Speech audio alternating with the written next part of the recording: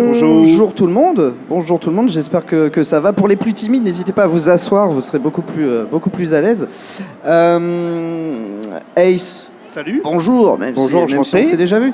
On va revenir pour ceux qui ne te connaissent pas éventuellement. Qui connaît Ace ici? Qui connaît? Ok. L'élite. Pas mal. On voit ouais, t'as les fanboys devant et les fangirls. Alors vas-y, est-ce que tu peux nous dire qui tu es et ce que tu fais sur YouTube avec ta chaîne LoFilm? Du coup, je suis Ace Modé, je suis cinéphile. Et en fait, j'ai besoin d'expérimenter au niveau de la réalisation et tout ça. J'aime raconter des histoires. Et en fait, j'aime revenir du coup sur les histoires qui font certaines œuvres. Rapproche ton micro. Excuse-moi. C'est bon, c'est mieux. On t'entendra mieux, je pense. Donc voilà, en fait, mon délire, c'est juste revenir sur des films, sur des œuvres et essayer de trouver qu'est-ce qui a motivé le réalisateur, les acteurs ou les producteurs à faire une œuvre en fait. Donc c'est ça. Donc avant de parler de Jackass et pour vous montrer à quel point cet homme est pointu dans son sujet, c'est qu'il creuse vraiment ses vidéos, il angle, il va chercher des angles très précis sur tous ces sujets et il les creuse beaucoup à fond. Un peu trop. Tu lis beaucoup d'articles, tu vas même interviewer souvent des acteurs, quand je dis acteurs, des gens qui ont participé à la création des œuvres qu'il critique et qu'il analyse. Et tu as notamment donc fait une vidéo de 45 minutes sur Jackass. Un documentaire en fait. Un vrai documentaire, absolument, qui retrace tout le parcours de cette équipe. Et pour vous donner envie de regarder ça, c'est que moi, à titre personnel, Jackass n'a jamais été dans mon ADN, n'a jamais été ma culture. Et pourtant, j'ai donc appris, vu que je ne connaissais pas énormément de choses, et surtout, j'ai compris pourquoi Jackass existait, pourquoi les membres font ce qu'ils font, et quel est l'intérêt historique même de Jackass dans la pop culture d'une manière générale. C'est exactement ça. C'est que pour moi, Jackass c'est un symbole de plein de choses. Et surtout un symbole d'une époque en fait, et qui n'est pas si révolu que ça, parce qu'on a le 4e film qui arrive là, le 4 février, et il y a vraiment une histoire d'héritage, et justement à la base le documentaire s'appelle Jackass l'héritage.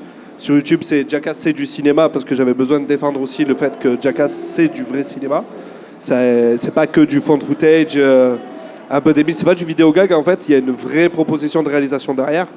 Et il y a des vrais enjeux aussi. Et donc justement, avant de revenir sur Jackass et de définir ce que c'est Jackass, est-ce qu'on peut juste vite faire recontextualiser ta vidéo, savoir où on peut la voir, comment on peut la trouver, et juste revenir sur son parcours un peu chaotique, parce que Jackass étant ce que c'est trash, c'est violent d'une certaine manière, c'est transgressif. Et donc YouTube n'aime pas trop ça. Et donc quand YouTube n'aime pas trop les choses, ça YouTube supprime. Censure. Donc toi, ta vidéo, où est-ce qu'on peut la voir maintenant, à l'heure actuelle? Alors, à l'heure actuelle, en fait, il y a une version non censurée qui se trouve sur Vimeo, grâce à Mr. Fox, en fait, qui l'a partagé sur sa chaîne Vimeo à lui. Et donc en fait, en plus c'est très récent parce qu'elle est restée 1 an disponible sur YouTube. Elle a été shadowban pendant très longtemps, ça a nuit à ma chaîne. Mais du coup, en fait, j'ai passé une année blanche en fait sur YouTube pour rien, parce que maintenant la vidéo elle est plus disponible. Et donc sur Google, qu'est-ce qu'on tape sur Google pour trouver? On tape Jackass. Voilà, il suffit de taper Jackass, LoFilm et Vimeo, et normalement ça devrait taper. Jackass, LO, les lettres, LO film. Et vous pouvez. Alors par contre, il faut s'inscrire parce que c'est la version donc, Vimeo. 18+. C'est ça. Il y a du sexe visible à l'écran, il y a des pénis, il y a. Voilà. En vrai, non censuré. Si vous avez plus de 18 ans, il n'y a pas de souci, ça choque pas trop. Je vois qu'il n'y a pas d'enfants dans la salle, alors c'est bon.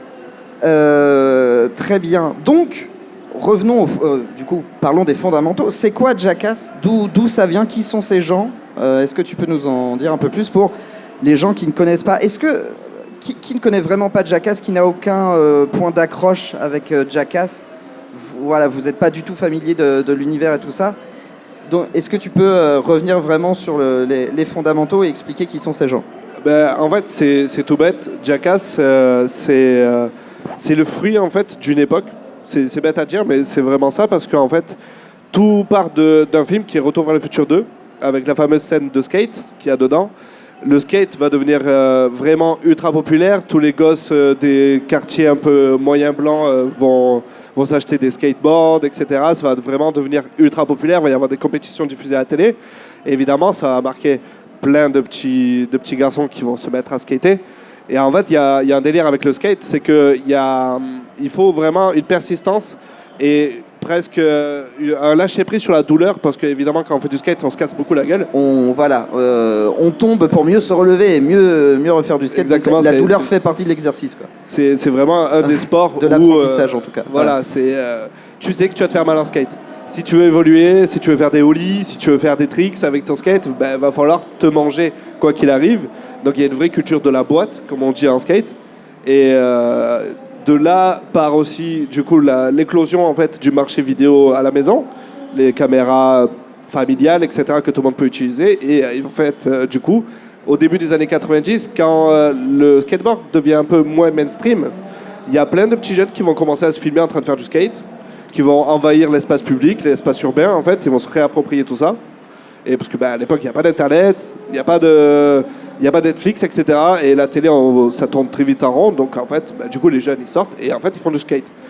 Et à partir de là, il va naître une contre-culture qui va amener en fait à la création d'un magazine qui s'appelle le magazine Big Brother.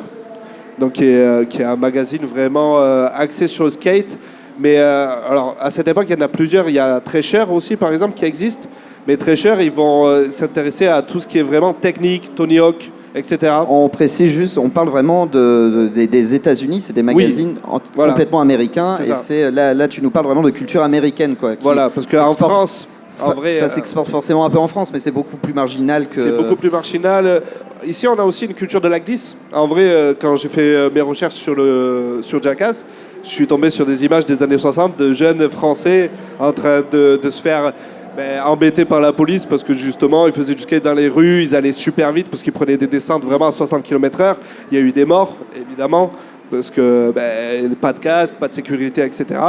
Et bref, en tout cas, donc, dans les années 90, tout ce qui se passe là, c'est que Big Brother prend une place un petit peu de sale gosse dans l'univers du skate. C'est-à-dire qu'on va pas s'intéresser vraiment aux techniques, à comment faire un ollie, comment faire un 720 ou ce genre de choses. On va s'intéresser à la culture skate. Et parce qu'en fait, c'est pas juste on skate, il va y avoir du coup de la musique, comme le grunge, qui va énormément impacter du coup toute la culture skate, le code vestimentaire, même la façon d'être, en fait, la mentalité. Et t'as une philosophie en fait qui se. Il y a une vraie philosophie de vie et qui pour moi se rapproche du punk. C'est un peu en mode nos futurs et je vis au jour le jour, je skate et je me destroy. Et moi, c'est ce qui me plaît. Et, toi, t'aimes la destroy, toi. C'est ce qui j'aime la culture trash, j'aime la culture destroy. Et ça me fascine parce que moi, je suis un peu douillé. Moi, j'ai fait du skate, mais je sais juste rouler et je sais pas faire de ollie ni rien. Je me suis jamais entraîné parce que c'est trop compliqué. Et j'ai trop peur de me boiter en plus. Par contre, voir des gens se boiter, ça me fait rire beaucoup. Et donc, dans les vidéos en fait, les magazines Big Brother, le magazine, il est créé par Steve Rocco, qui est une espèce de génie du marketing. Et il va avoir l'idée, en fait, de rajouter des VHS avec ses magazines. Et en plus, chaque magazine a une forme différente. Le premier, par exemple, il est en format paysage. Et tu sais, en gros, avec la spirale. Le deuxième, il va être format vertical et format poster. Il n'y aura que des images. Et le troisième, et ainsi de suite. Il y a des éditions du magazine où tu le reçois avec une boîte de céréales. Ok, c'est super vivant, même dans la forme et dans la production. Ok, d'accord. C'est vraiment, pour le coup, c'est anticonformiste, pour le coup, vraiment. Parce qu'on ne va même pas se conformer à nous-mêmes à un format de magazine. Ouais. Et donc, vient les vidéos. Donc, il y a Shit, Boob, Crap. Et il y en a un quatrième que j'ai oublié. Ça, c'est des catégories de vidéos? C'est les noms des VHS qui vont accompagner les magazines. Ah oui, d'accord. Ok. Il y a des vrais noms, comme des films, en fait. C'est des compilations, en fait, des VHS qui reçoivent des skaters. Voilà, et qui ont des noms précis. Donc, quand tu fais référence à une vidéo, ah oui, ça, c'était dans Crap. Dans ou ça, Shit, c'était ou dans... Voilà. Ok. Les VHS, maintenant, elles sont très recherchées parce qu'elles sont rares. Et du coup, pourquoi c'est important, Big Brother, etc. C'est parce que c'est les débuts de Steve-O, de Johnny Knoxville, de Bam Margera. Et en fait, donc là, tu nous cites les noms des membres des Jackass. De Jackass, exactement. C'est là où va commencer Jackass, parce qu'en plus, les vidéos, ben, elles sont réalisées et montées par Jeff Tremaine, qui va être le réalisateur donc, de Jackass, la série et les films. Et en plus de ça, ils sont entourés de personnes talentueuses comme Spike Jonze, qui lui est en train de faire sa place à Hollywood. Spike Jonze, il a fait après dans la pote de John Malkovich, etc. C'est vraiment un réalisateur arty, mais en fait, il a une culture très destroy. Et en fait, c'est ce penchant-là, quoi. Donc moi, j'aime bien parce que du coup, c'est vraiment relié et au cinéma par Spike Jonze et à la culture trash par le magazine. Mais en plus de ça, il y a un balbutiement, en fait, vraiment une volonté de faire de la vidéo. En fait, ils se rendent compte que faire des vidéos de skate, ben, en fait, on peut faire rire, il peut y avoir des propos, et puis ça peut être juste aussi très cool, en fait, à regarder. Et donc les membres de Jackass, d'où ils viennent? Est-ce que c'est juste des gens qui sont dans leur chambre et qui veulent juste se filmer à faire du skate, ou donc pas dans leur chambre du coup, ou est-ce que Difficile. difficile, ou est-ce qu'ils ont, je sais pas, une formation, vu les cascades qu'ils font et qu'ils aiment se faire mal et tout ça, et qu'ils n'ont jamais eu de problème dans leurs émissions, dans des problèmes graves, on va dire. Est-ce que c'est des gens comme toi et moi qui aiment juste se faire mal, ou est-ce qu'ils ont une certaine formation de cascadeur, je sais pas? Il y a plusieurs profils, et donc dans les vidéos de Big Brother, du coup, ben, ça va être beaucoup de vidéos amateurs. Mais dans ces amateurs, il y a des mecs comme Steve-O, en fait, qui vont vraiment s'entraîner jour et nuit à faire du skate, et qui va se boiter parce qu'il n'est pas si bon que ça, en fait. Et en fait, il va se rendre compte que plus il se boite, plus c'est les vidéos de boîte qui sont rigolotes. Et en fait, il va se dire, bon, ben, du coup, que je sais pas faire de 720, ben, je vais peut-être boire l'eau de bang. Donc l'eau d'un bang, c'est quelque chose pour utiliser pour fumer du cannabis. Donc l'eau, elle est pleine de cendres, elle est dégueulasse, et voilà. Lui, il fait ce genre de choses, puis il se dit, ben, pourquoi pas sauter d'un toit dans une piscine, et etc. Et petit à petit... Pourquoi pas? Alors, évidemment, ne faites pas ça chez vous. Hein. Non, don't try this at home, comme on dit. Déjà, il faut avoir une piscine chez soi, ce qui n'est pas le cas de tout le monde. Mais donc voilà, il y a Steve-O qui a déjà donc, une culture vraiment un petit peu d'autodestruction. Il y a Johnny Knoxville qui, lui, il y a un enfant qui a été malade durant son enfance, et assez gravement, parce qu'il me semble que c'était une sorte de pneumonie, mais vraiment, où on lui a dit qu'il allait mourir dans les quelques années qui allaient suivre ses 8 ans. Et en fait, il a intégré ça, et lui, pareil, il a commencé à vouloir plus être acteur. Il a commencé à faire des pubs, etc., ce genre de choses. Mais il va traîner autour de Jeff Tremaine, et Bam Margera, après, de notre côté, lui, il est vraiment fan de faire ses vidéos. Il s'achète un ordinateur et commence à monter des vidéos qui vont s'appeler Sikawai. Il envoie des extraits à Big Brother, et en fait, il va y avoir un moment où va y avoir une étincelle de génie, où en fait, Jeff Tremaine et Spike Jonze vont se dire, ben, en fait, les VHS qu'on est en train de faire, c'est génial, mais en fait, il faut pousser plus loin. Il faut peut-être même supprimer le skate. Et en fait, on va essayer de garder juste la sève des vidéos de Big Brother. Juste faire n'importe quoi et se faire mal. Voilà, des cascades. Et aller toujours plus loin dans le trash, et la provoque, en fait, quoi. C'est ça. Et donc, bah, c'est comme ça que naît Jackass, la série.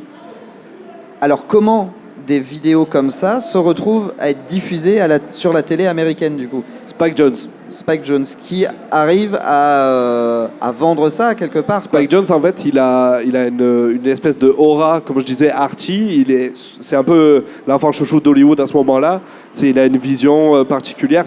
Moi, je le rapproche beaucoup de Michel Gondry en termes d'idées narratives. Dans la peau de John Malkovich, c'est un film qui se passe intégralement, presque intégralement dans la tête d'un acteur qu'on connaît. C'est un film méta. Il y a des idées visuelles il pleut dans des bureaux, ce genre de choses.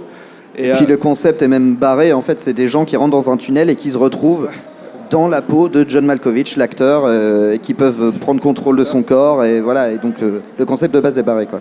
C'est un petit chouchou des Oscars, etc., il va être nominé.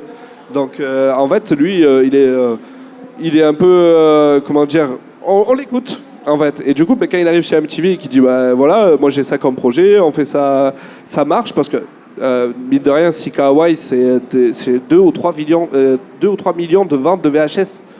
Donc Bam Margera déjà commence à faire un petit peu de thunes, et ils sentent qu'il y a vraiment un potentiel. Et en plus de ça, il y a de la demande, il y a du public, quoi. Il y a du public pour voir des gens se faire mal. C'est malsain, mais ça existe.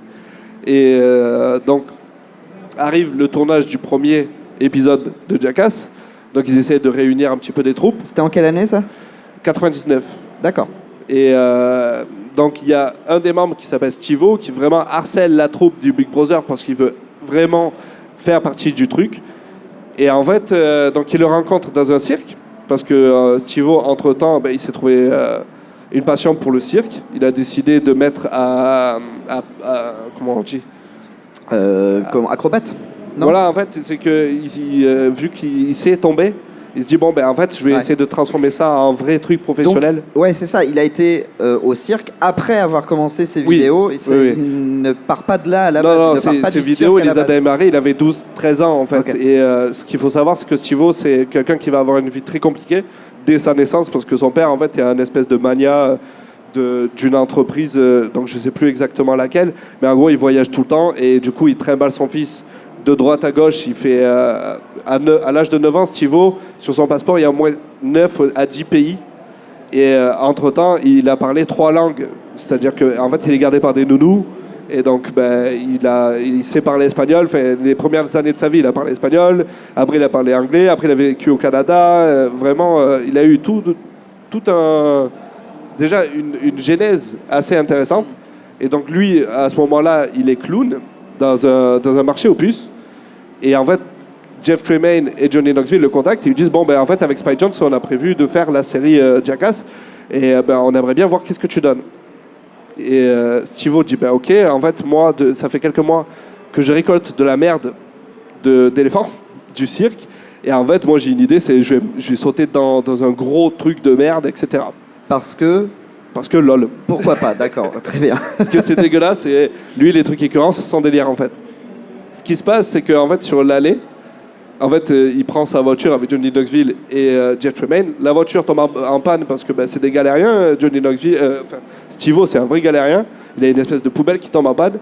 Et en fait, il s'arrête sur une station-service et Jeff Tremaine et Johnny Knoxville, ils sont venus avec une caméra et ils doivent vraiment commencer à proposer des trucs à MTV. Voilà. Avoir des images du contenu. Avoir des images. Et donc, en fait, Steve-O s'arrête à une station-service et il dit regardez, là, en fait, ils vendent des poissons rouges. Et moi, je connais un tour de magie qui est vraiment un tour qu'on apprend à l'école, qui est en fait d'avaler quelque chose de vivant et de le ressortir aussi vivant. Sauf qu'en fait, ils sont pressés. Jeff Tremaine et Johnny Knoxville n'ont pas la patience. Steve-O est ultra stressé, en fait.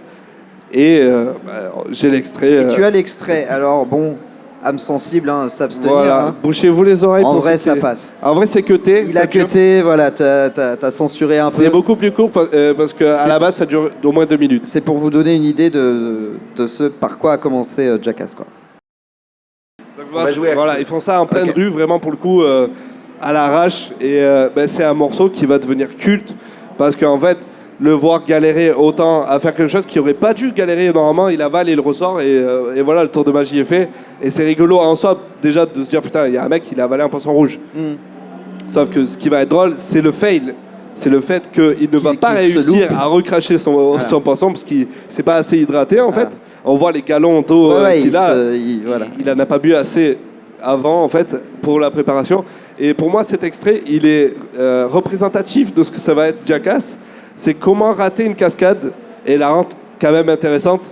Et que c'est même une réussite dans l'échec aussi parce que oui, il le sort au final, vivant, il réussit quand même. C'est juste qu'il se galère. Donc il y a peut-être ce côté aussi de quoi qu'il arrive, ça va bien se passer quand même. Et même si ça va être un peu trash, bon, ça va bien se finir entre guillemets, quoi. Exactement.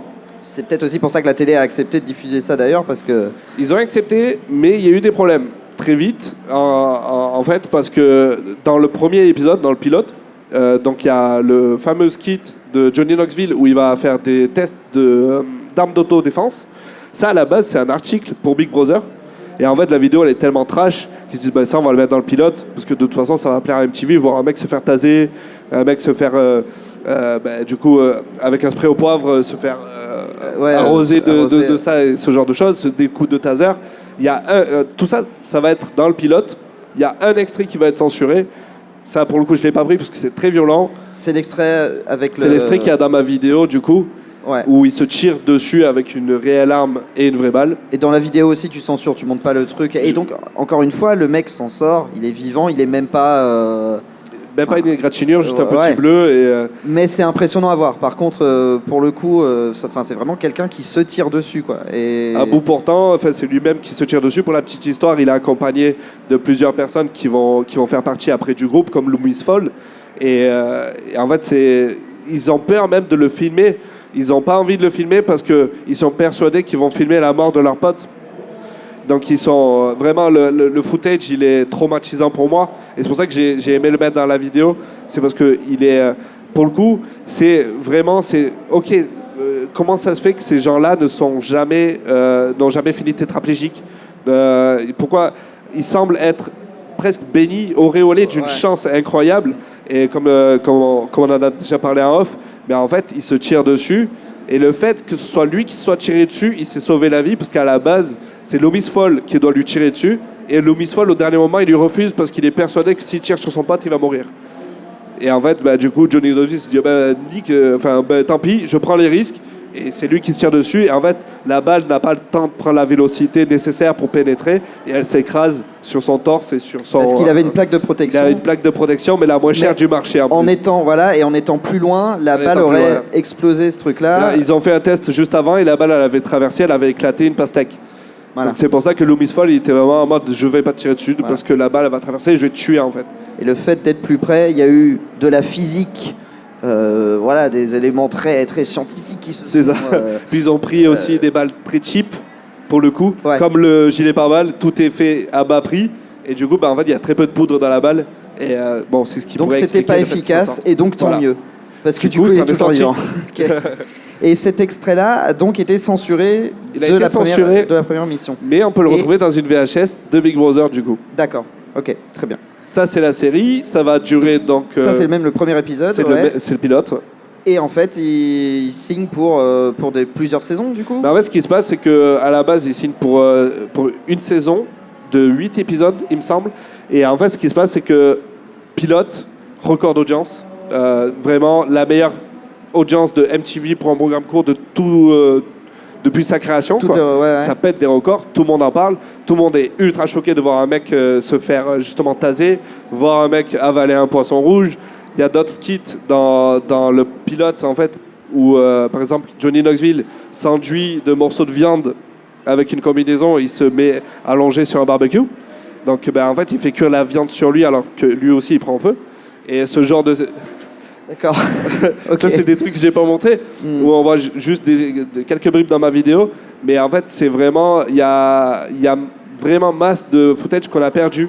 Il y a vraiment beaucoup d'images de Jackass qu'on a perdu, qui sont en train d'être upscalées par des documentalistes. D'être récupérés et d'être remasterisés. Voilà. Mais on a vraiment des définitions pourries. Et par contre, il y a ça, il s'est mis en flamme une autre fois. Ce qui était dangereux, c'est qu'une des premières cascades qui tourne réellement pour Jackass avec l'argent de MTV, donc, parce qu'en fait, ils font un pilote, ils vendent le projet, et après MTV donne l'argent. Après, ils sont payés pour faire leur... Et la première cascade que Johnny Knoxville fait, c'est sauter par-dessus le canal de Los Angeles. Et première cascade qu'il fait, en fait, il se brise la cheville. D'accord. Du coup, c'est cuit, parce que c'est lui l'animateur principal du show, et il ne pourra plus faire de cascades de toute la saison. Et en fait, il en a rien à foutre, et il va quand même faire masse de cascades super dangereuses, comme se mettre en flamme alors qu'il a le pied emplâtré et qu'il a en béquille. Donc il doit sauter dans une piscine, sauf qu'il ne peut pas courir. Donc il y a vraiment dans la saison 1, il y a plein de footage ultra débiles et ultra dangereux.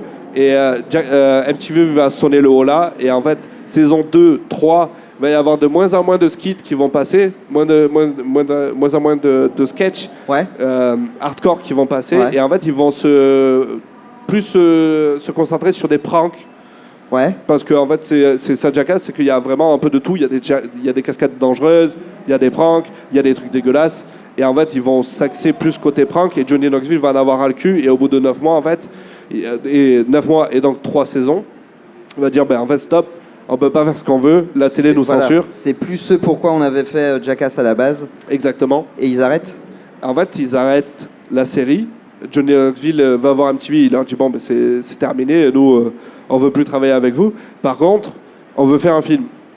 Et MTV, en fait, malin, disent ok, mais si vous trouvez quelqu'un de plus fort pour vous accompagner sur le terrain, ça va un petit peu se battre, mais au final, c'est De plus fort dans quel sens? au niveau du budget et au niveau des conséquences. Parce qu'il faut oser sortir un film comme Jackass au cinéma. Ce qui est bien, c'est qu'on a l'interdiction au moins de 18 ans au cinéma et pas à la télévision. Ouais. En tout cas, c'est plus dur à faire respecter à la télévision. Et c'est là que va naître donc, Jackass le film. C'est la Paramount qui va payer. En quelle année du coup? Donc là, on est en 2001. 2001, d'accord. Ah, le film c'est dès 2001. Il me semble, oui. D'accord. Je suis très mauvais en date. Mais il me semble que c'est 2001. Le Et- premier film.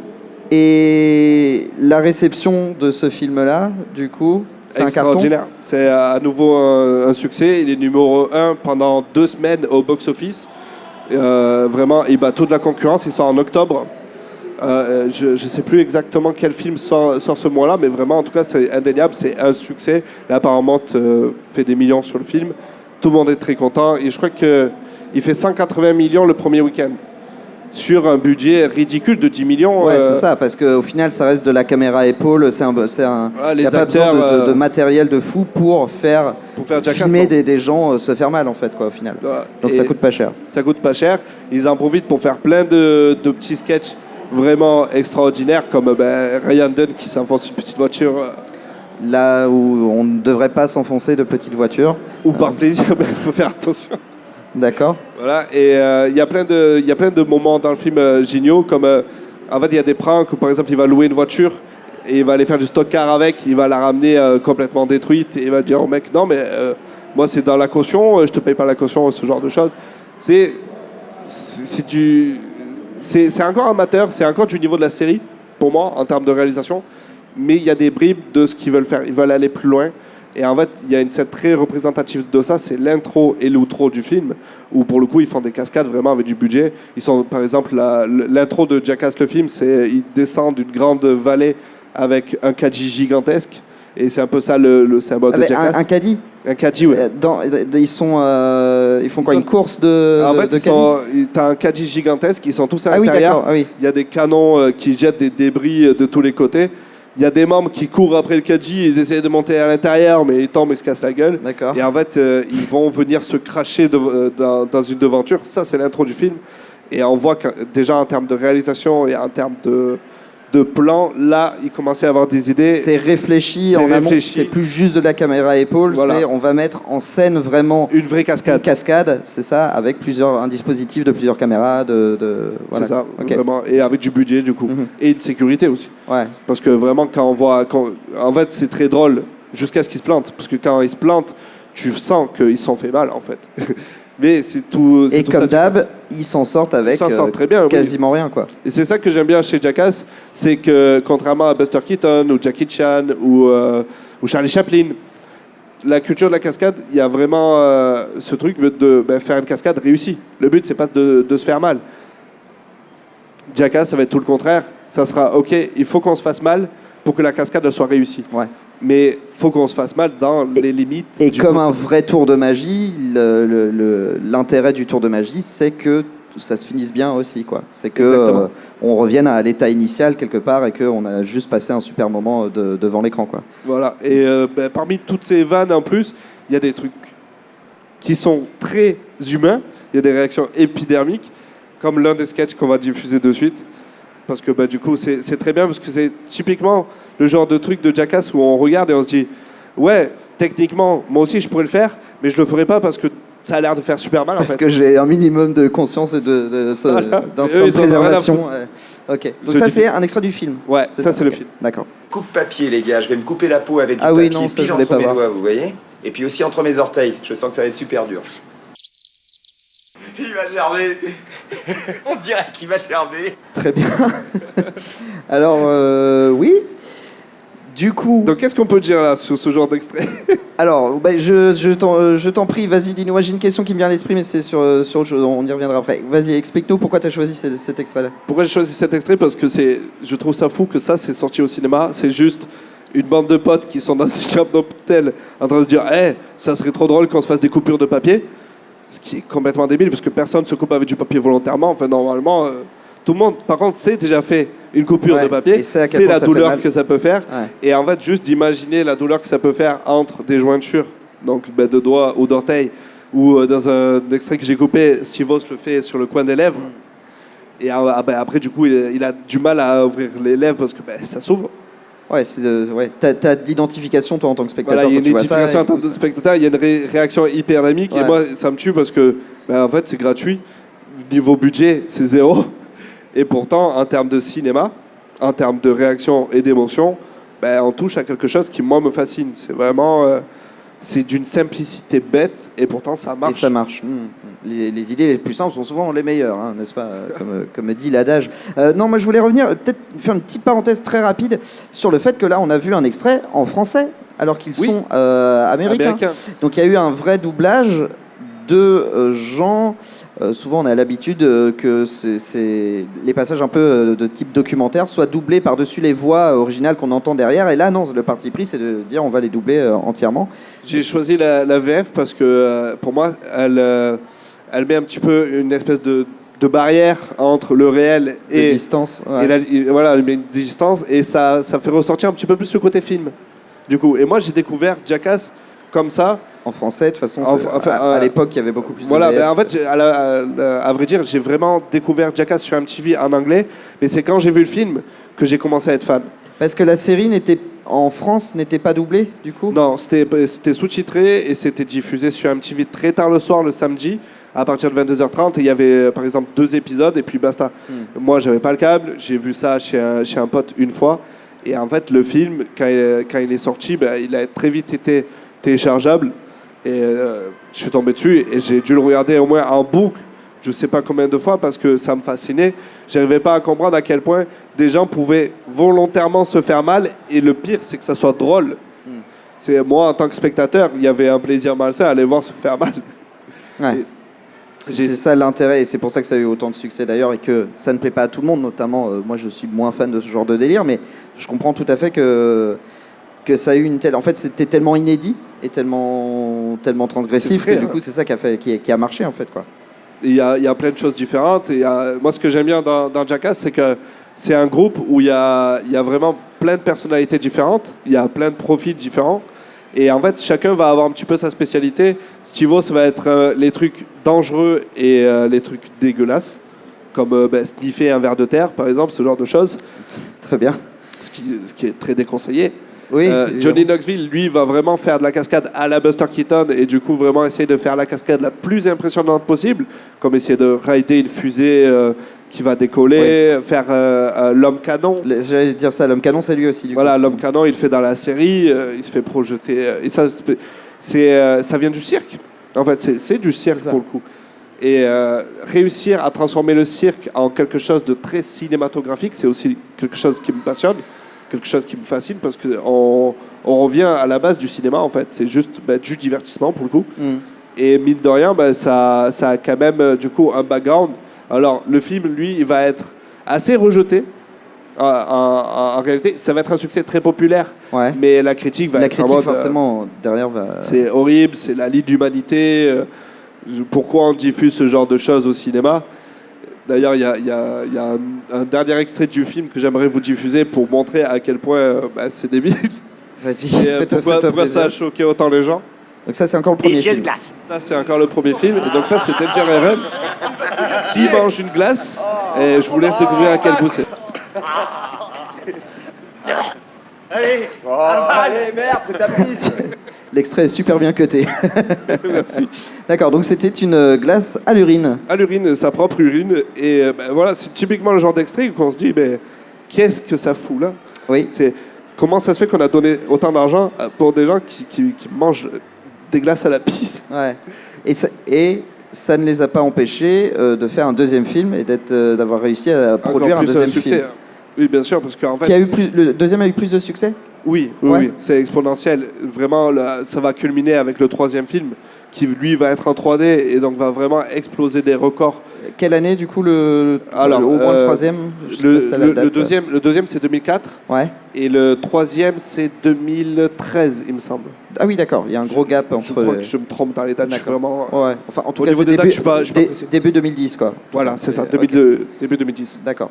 Et donc, ils vont encore plus loin à chaque fois, toujours plus loin, toujours plus haut, toujours plus fort, comme dirait Olivier Mine. Exactement. Bon, ça va culminer par le deuxième film, où vraiment, pour le coup, il va y avoir une pause en fait entre le premier et le deuxième film, où chacun va avoir un petit peu des projets spécifiques à eux, spécifiques à leur personnalité. Johnny Knoxville, lui, du coup, il va être remarqué par ses talents d'acteur. Parce que mine de rien. On va le retrouver dans Men in Black 2 notamment. Men in Black 2. Men in Black 2, si vous l'avez en tête, c'est celui qui a une tête qui sort du sac à dos et qui a une double tête de lui. Voilà, c'est un symbiote, ouais. Voilà, c'est ça, absolument. C'est très drôle. Et parce qu'il a quand même un charisme. En VF, Curtil, donc Emmanuel Curtil, la voix de Jim Carrey, voix de Jim Carrey, ouais. va très vite. Parce que là, sur le premier film, c'est pas lui, c'est la voix de Jason Biggs. Mais dès le deuxième film, ça va être Emmanuel Curtil. Et Emmanuel Curtil va suivre Johnny Knoxville sur toute sa carrière. Et Johnny Knoxville va montrer un talent certain pour la comédie, mais surtout physique en fait, parce que du coup, il est efficace, il sait se casser la gueule, il sait faire des cascades. Et en plus de ça, il sait être drôle, il a un rire communicatif, il a un visage assez... il est assez beau gosse, il est assez beau garçon. Contrairement au tout reste de la bande où on voit Steve-O, par exemple, c'est quelqu'un qui a de gros problèmes... De produits toxiques, très porté sur la drogue, l'alcool, etc. C'est quelqu'un d'assez détruit. Bam, lui, va réussir par son aura autour du skateboard. Il va vendre plus de planches que Tony Hawk. Parce qu'il lance sa marque de skate de skateboard, okay. Oui, qui s'appelle Bam. Et il va battre tous les records de vente de planches de skateboard. Après le film, ils vont tous devenir des stars parce qu'ils ont tous leur personnalité. On sait très vite les identifier. Et c'est aussi ça, une des forces de Jackass, c'est que, en fait, on n'est pas obligé de tout aimer dans Jackass. On est obligatoirement attiré vers certains trucs. Moi, j'aime tout, personnellement. Ouais. Mais je comprends que, par exemple, il y a des gens, les cascades de Steve-O, elles vont être trop dégueulasses, ils ne vont pas les aimer. Par contre, je ne pense pas que ce soit possible de regarder un film de Jackass et pas avoir un extrait qui nous fait rire, pas avoir un personnage qui va nous faire quelque chose de... Preston, que ce soit Preston ou Weeman, donc qui est un duo qui fonctionne très bien parce que c'est l'homme en surpoids et l'homme de petite taille. Visuellement, il y a quelque chose de très cinématographique, rien que dans leur personnalité, et ils vont en jouer dans le film, ils vont en jouer de partout. Ça reste aussi dans le thème du cirque avec les personnalités freaks. un peu les freaks, les personnalités un peu difformes et tout ça, le cliché un des clichés du cirque aussi, quoi. Donc ça reste Exactement. dans cet esprit-là. D'accord. Et donc, en fait, celui-là, je vais le passer d'extrait. Mais alors, j'ai un extrait... ce que tu vas nous passer, c'est un extrait de quoi? Alors, celui-là, je vais le saper parce qu'en fait, il est un peu hardcore. Et puis, oui, je vois qu'en termes de temps, on est un peu court. Ouais. Je voudrais juste diffuser un extrait du deuxième film, en ça, fait. c'est le deuxième film. Ça, c'est le deuxième film, voilà. Ah oui, le saut à l'élastique. Voilà, avec Weeman et Preston, pour que vous compreniez qu'est-ce que je veux dire en termes de... ça, par exemple, je trouve ça très drôle. Voilà. Et pour le coup, c'est une cascade où ils auraient pu se faire mal. Ouais. Mais vu que ça se passe bien, et vu que visuellement, il y a quelque chose d'attractif... Ok, on va voir ce que ça donne, découvrir ça. Nous sommes à Miami Beach avec Jason Taylor. Et voici le saut de gros. Allez! T'es prêt, Preston? Vas-y, vas-y. 3, Va se déchirer la gueule! 1.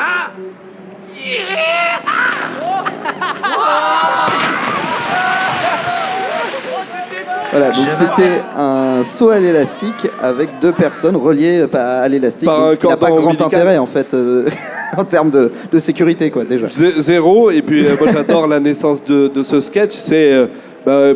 on sait plus trop quoi faire. Quelqu'un a une idée. Et Steve-O, en fait, qui prend un bout de papier et qui dessine Weeman accroché à Preston et qui se dit, ça serait drôle, non? Et les mecs le font. Ouais. Et c'est un peu ça, Jackass. Il n'y a pas de scénario écrit à l'avance. Il n'y a pas de truc prévu à l'avance. C'est un peu au jour le jour. On a une idée de sketch, on va la faire. Et tant mieux si elle marche. T'as aussi un culte de la débilité, quoi, et de provoquer le rire. Dans la vidéo, il y a un passage d'ailleurs de ta vidéo où je ne sais plus lequel des Jackass dit en fait, moi, c'est... Le monde est dur, le monde est ce qu'il est, et tout ça. Et moi, ce que je veux laisser aux gens, c'est réussir à les faire rire et à les faire s'évader un peu de ça. Et donc, moi, le rire, je le fais comme ça. Mais il y a vraiment une volonté c'est ça, de montrer aux gens autre chose et de les faire s'évader et de les faire se marrer, quoi. En fait, moi, ce qui me fascine, c'est que Jackass se situe en termes de temporalité dans un moment où ça sort en même temps que le film. Il sort quasiment en même temps que Matrix. Oui. Et donc la révolution numérique, les effets spéciaux, etc. Et on le voit maintenant de nos jours. On est très peu surpris par les CGI. on est de moins en moins émerveillé devant les images. Les effets de synthèse, Voilà, enfin, les images de synthèse. les images de synthèse et tout, c'est bon, on a compris ce que c'est, et il n'y a plus trop de magie. Et Jackass arrive comme une espèce de contre-pied, et dit, bah, regardez, là, c'est du réel. Et regardez, ben ouais, du coup, le réel, ben, on peut se faire mal. Il peut y avoir du sang, il peut y avoir des conséquences aussi. Il va y avoir... en vrai, on le voit pas trop parce que c'est pas que c'est caché, mais en vrai, dans chaque film, il y a toujours un moment où il y en a un qui finit à l'hôpital. Qui fait des, pardon? Il y en a au moins un qui finit à l'hôpital. Ah oui, d'accord. Dans le premier film, c'est Johnny Knoxville qui va subir un trauma crânien après s'être pris une droite de Butterbean, donc un boxeur professionnel poids lourd. On le voit ronfler, on le voit être amené à l'hôpital, on le voit être recousu. Dans le deuxième film, ça va être pareil. Et même dans les versions 2.5, parce qu'en fait, ils tournent tellement... Donc, des versions étendues, en voilà, fait. Des versions en fait, de scènes coupées. Ouais. En fait, il y a tellement de scènes coupées quand ils font un Jackass qu'ils ont la capacité de faire un deuxième film avec les scènes coupées. Mais qui sort directement dans la version DVD et pas au cinéma, quoi. Voilà, Ouais. ça c'est produit marketing. En fait, il y a une conjoncture de plein de talents autour de Jackass, et c'est aussi pour ça que ça a marché. C'est que chaque spécialité a été mise au profit de OK, pourquoi et comment ça peut marcher. Et au niveau du marketing, c'est du génie. Ils ont réussi à faire plein d'argent, et c'est aussi pour ça que c'est pour moi un succès. C'est la culture de l'échec, et pourtant ils ont vendu. C'est des superstars maintenant. Ils ont tous eu une carrière à peu près stable. Après, il va y avoir des problèmes personnels qui, eux, vont sortir. Il y a des drames, ouais, vraiment. Voilà, il y a des drames personnels qui vont un peu chambouler tout ça. Steve-O, lui, mais qui sont liés vraiment à leur personnalité, à leur vie personnelle, oui. que au film et à ce qu'ils font dans leur film, en fait. En fait, du coup, il y a une transparence. 5 minutes. Il y a une transparence, il y a une porosité entre le réel et le cinéma. En fait, et c'est ça aussi qui me fascine dans Jackass, c'est que du coup c'est tellement réel, c'est tellement pur, il y a une espèce de simplicité dedans, où du coup les personnages, par exemple quand on voit Steve-O être touché par une situation, on va comprendre pourquoi, si on s'est intéressé un petit peu au personnage un petit peu avant. L'évolution de Steve-O dans la saga des films aussi, elle est très touchante. Il passe un peu du mec qui est prêt à faire tous les trucs les pires trucs, les trucs les plus dégueulasses, à putain le cascadeur le plus cool de la terre, tu vois. Et ça va être pareil pour plein d'autres membres. Johnny Knoxville, pareil, il va partir avec une position de leader un peu rockstar, et puis il va apprendre à prendre du recul, à laisser les autres s'exprimer, etc. Il va prendre une position de producteur. Et moi, c'est quelque chose qui me fascine, et j'espère que vous aurez essayé au moins, j'espère avoir été assez clair pour que vous compreniez un petit peu de quoi il s'agit, de pourquoi ça peut être passionnant. C'est très dur à résumer là en réalité. Effectivement, je t'aurais bien écouté parler encore pendant des heures, parce que je sais que tu as énormément de choses à dire encore sur le sujet. Juste pour terminer, vu qu'il nous reste 2-3 minutes, aujourd'hui Jackass, donc c'est un film qui sort dans 2 semaines, une semaine, le 4 février. Il y a un nouveau film qui sort le 4 février avec une nouvelle bande. Il y a la bande originale, mais ils sont tous trop vieux, ils ont plus de la cinquantaine maintenant. Voilà. Ils commencent à être fatigués. Ma question, c'est quoi Jackass aujourd'hui, du coup Jackass, maintenant, en fait, c'est le prochain film, ça va être l'héritage, un passage de flambeau. En fait, le problème, c'est qu'il y a 20 ans, il y avait des problèmes dans la société qu'il fallait exprimer à travers une autodestruction flagrante. Et de nos jours, avec le peu d'espoir qu'on arrive à tirer quand on regarde le monde extérieur, évidemment, ça pousse à une autodestruction aussi à nouveau. Et il y a en fait toute une vague de nouveaux talents qui sont en mode nous aussi on veut s'autodétruire. C'est une espèce de catharsis pour le spectateur, qui n'a pas besoin de faire son autodestruction lui-même, mais peut regarder des gens se faire mal et rigoler un bon coup et oublier en fait que c'est la merde, en fait, ce genre de choses. D'accord, très bien. Et alors, c'est une conclusion mi-triste, mi-joyeuse, j'ai envie de dire. Mais c'est aussi ça, Jackass. C'est aussi ça, Jackass. Après, faut se relever, faut profiter, faut rire, surtout. C'est ça. Et même si on se fait mal, même si ça fait mal, faut rire. On se relève derrière. On se relève derrière, toujours. Et c'est le plus important dans Jackass. Merci beaucoup, Ace. Merci à toi. N'hésitez pas à aller voir sa vidéo complète sur Jackass, donc sur Vimeo. Jackass Hello Film sur Vimeo. Voilà. Merci beaucoup Ace Modé et V pour Valentin qu'on peut encore applaudir s'il vous plaît pour cette conférence qui sentait bon le début des années 2000 sur Jackass. Et on a une petite pensée pour Ryan Dunn, j'étais en train d'y penser tout à l'heure. Voilà, il t'a pas pu en parler, il y a plein de choses dont on voilà, peut parler, mais ouais. n'hésitez pas à aller voir la chaîne YouTube de Ace Modé parce qu'il ne parle pas que de Jackass. Mais ça sent bon le début des années 2000 quand on regarde sa chaîne YouTube, donc voilà. Et puis aussi d'aller voir V pour Valentin, bien entendu. Voilà, c'est du contenu de qualité tout ça.